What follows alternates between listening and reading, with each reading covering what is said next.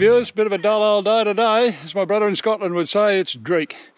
Anyway, today we're off down to Michael Taylor's at Kentucky for a field day on oak trees. Last year we got some acorns off this oak tree behind me. We put them in pots and they grew up, and earlier in the year, or late last year actually, we planted them out, about 50 of them down the paddock. So it'll be interesting to know exactly what sort of tree this oak tree is, or what variety it is. So I'm going to take some leaves and some acorns down there and see if anyone down at the field day can identify it. Michael might be able to do that for me. It'll be interesting to find out what they are. Actually, the story behind both these trees is that they came from my grandparents' property, and allegedly my dad's aunt had bought the acorns back from Windsor Park in England and planted a tree, and these trees have been propagated from the acorns from that tree. But I think that's most likely a family myth. I think when King George VI was coronated, a whole lot of oak trees were sent out to the Dominions, Canada and New Zealand, Australia and all those sorts of places. And if indeed these trees are related to the ones in Windsor Park in the UK, it seems more likely that that's how they would have got here, rather than being smuggled in by Auntie Eileen. But, you know, that's what family stories are, aren't they? So I'm here a little bit early. A little bit of history about the Taylors. Taylors have been here a long time, many generations. They're fine wool growers from a long way back, and but more important than that, very proactive in their land cares. Michael's dad, John, started planting trees back in the 1970s, and they've done a lot of good work in land care and improving the environment. So it'll be really interesting to have a good look around today. It would have been last year, and then this is again because it's been so wet. It's shot again. So they say just got to be careful when you're identifying the oaks that you're looking at the leaves on the first lot of growth, because the secondary growth is often the leaves aren't as true to type. Like that, I guess the DNA hasn't had time to really juvenile. Yeah. Well, it's mostly that they haven't. The secondary growth, it's more rapid, right, and they don't develop quite as true to type. So, but yeah, so it's one good thing about oaks is they can put on a hell of a lot of growth in a year, and we've seen up to a metre's. You'll see some. Well, even the ones, that little plot down by the road there, some of the shoots on that are, they're 70, 80 centimetres long. There's a few different ones, but they've all had a good year this year. Yes, yep. Even during the drought, though, a lot we're still putting out, 40, 50 centimetres of growth. Yeah. So just the green or the brown one? What's the brown one? Small depth here, roughly, do you reckon? about a centimetre. Yeah, so there's not much soil there. No. if any soil. Yeah. Is it clay or? We're sort of we trap soils. Craig, please help me here. Craig's a geologist. Oh, well, no. Lot of sodic subsoils down on the lower areas.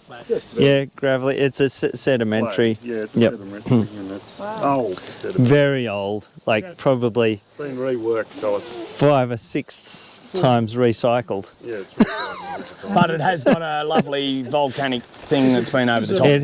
Yeah, that's right. Yeah, there has been the basalt intrusions, so that's why all the sheep studs. This is another sediment. Wine barrel. That's right. Yeah. A lot of trees will only put out one lot of growth. Yep. So whereas the oaks have that ability to shoot multiple times during a season. So if the season's good, so they can take advantage of a good season. Cutting. Conversely, in the dry season, they handle that really well. Yeah. I've never got one to go for cutting. Oaks. The reason a lot of people think oaks are so slow growing is they take a long time to establish once they got their roots down. So they say it's a 5-to-1 ratio. What 1 above and 5 below. It's hard to believe, but at the same time they are generally super resilient. I'm sure there's a difference between different varieties, but we find 5, 6, 7 years and they're only this big, and then after that they start firing away. And they'll go in leaps and bounds. That's why that's what we're finding. Yeah. The eucalypts will come up like this, and then they slow down. But the oaks are catching up to even some of the ukes. And you'll see that some of the oaks are how big they are. next to equivalent. Yeah, well, the whole reason, the reason my parents started importing the hyco trays was because they'd been trying to grow oaks in pots, and the pots got, and they could never contain the root. So, but the hyco trays, it's obviously air prune. So they visited a nursery in Oregon, and they saw oak seedlings like this with a short contained root system. Yeah. So that's the oaks are the reason we have hyco trays in Australia, or the reason my parents brought them in. That's why they bought Someone else probably would have brought them Bill doesn't reckon the hyco. He reckons direct seeding is going to be better than. I think direct seeding is still better too. I would agree with, That's but what we're doing now. but at the same time, for ease of And especially these little seeded ones, Ease they're of probably management. tricky to direct seed because they might have mightn't have the wallop. Well, too, some of especially the North American ones, they have that very thick husk. Yep. And we're Is this a finding- North American one? Yeah, Yeah. but the ones that are from those zones that are fire prone, Mexico. coccinnias and rubras, and they all have a quite a thick, and the southernmost part. candy cans, and they have a really thick husk. Yeah. And we're worried that we're losing a lot of those direct seeding because they get too wet. And they're they the ones just Bill rot. reckoned did Yep. pick that Yep. top off. Yep. You know, if Well, you sort of there's try and the break the husk, you mean? there's the seed. Show you. So you've got the little cap off. cup, and then you've got the acorn, and then you've got the husk, and then they're a dicot. So that will two cotyledons, which are The seed leaves. seed. Well, this is what the bud draws its energy from. I can't find the join. Oh, there we go. So there we go. There's the bud. Yep. So actually, in theory, you can grow an oak from just one cotyledon and the bud, Yeah. as long as it's intact. Yeah. So the bud contains all the information. Yeah. Yep. Which is for the root shoot and yeah. So the root shoot comes out first. And Really I was sweet hoping spot. to take you out I know, to like just another a spot river, where we seeded last floodplain year. edge. We put about 400 or 500 in, and you could see how they've done. Yeah. I was sure they would all die because Yeah. they Nice. the acorns nice. pretty much floated all the way through winter. I was like, oh, this is you're not going to get anything, and it's Great. it's amazing. I normally don't always mound, but this last year I mounded all my lines, Yep. and I'm glad I did because it got them just a little bit. Yeah. Trail them out. It's pretty safe. Just stick them in. Yeah. Because Lucas Mill's got a little element of danger, but it's Yeah, reasonably well, safe, but yeah. That's like you would have been seed. Yep. Just under the ground, Yeah, just under yeah. the surface, so that a bird doesn't go, oh, there's some food. Yep. You can't do anything. Yep. Yep. It takes a Yep. bit of And in the drier years we've Yeah. found. What brand of bantol? I mean, last year it wouldn't have mattered, but because good. because acorns are a live seed. It's pretty robust. Doesn't As long as they don't, Yep. as long as they don't dry out, Yeah. mice, And how long's that possums, band last? birds, yeah, they'll all Depends on dig them how. up. But we were putting a little bit of sawdust Yep. from we've got a sawmill, Oh, you so we've got sharpen ready that? Yeah, sawdust. yeah. But you could use straw or to do grass or 480 whatever. teeth. Wow. But just something to keep them moist. Yeah, They yeah. don't dry Those out 4 before big they shoot. brutal tooth So or once 6 they've teeth or shot whatever it and is. they Yep. get their root down a Yeah, little yeah. bit. So by the end of the winter, a lot of Yeah, ours yeah, have on got a root valuable down this wood. far Yeah. before they even I shoot see out the every top. single last piece of it. Yeah. So Yeah. just might get trees away with it? for I don't know. shelter. Yep, for shelter. I wouldn't say there's any. We're looking just for diversity, so that's how my parents came across the oaks. Fencing, keeping the sheep out. It depends what the season's like.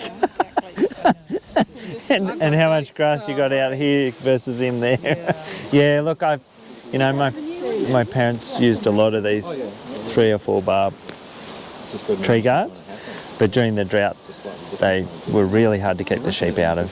Even if there was feed out there, it's the green feed was in there. So do you, I've never seen it. We've got a lot of It's oaks got that are evergreen. like a big Actually, 40-gram acorn, Andrew, did you figure out what it is? No. That's one of the Mexican ones Yeah. from the tequila. Do you know which one it is?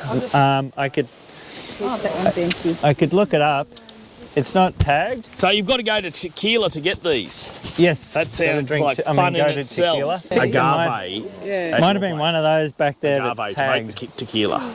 This is the Grisier, Quercus grisier, the grey oak. So I've got some of those seeds. I saw another of these back this way. That's the Ceres, the Turkish oak. Ah. Yeah, but we got better ones of that. So Sorry. I've seen one up the paddock that had a heap of seed. That one, Ceres. Turkey oak. See the, it probably wait. Where's the Suba again? The Suba back just back along there. Yeah, I think even the green ones will be right now. Yeah, I reckon. Yeah, there you go. So right in the middle of the forest here. A lot of knowledgeable people at this field day. They know all about their oak trees, that's for sure. It's quite a forest in here. Michael says his mum and dad bought acorns back from Mexico, and these trees mostly came back from Mexico, so that's quite interesting. I wouldn't have thought that was a home of oak trees.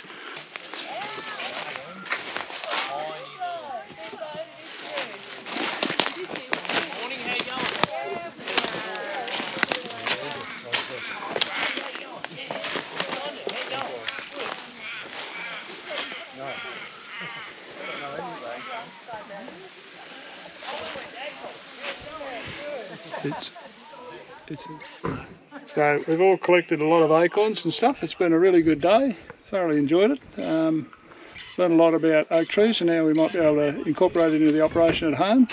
So anyway, I'm going to head off and see an old mate, and then going to go home. So hope you've enjoyed the video, and thanks for watching.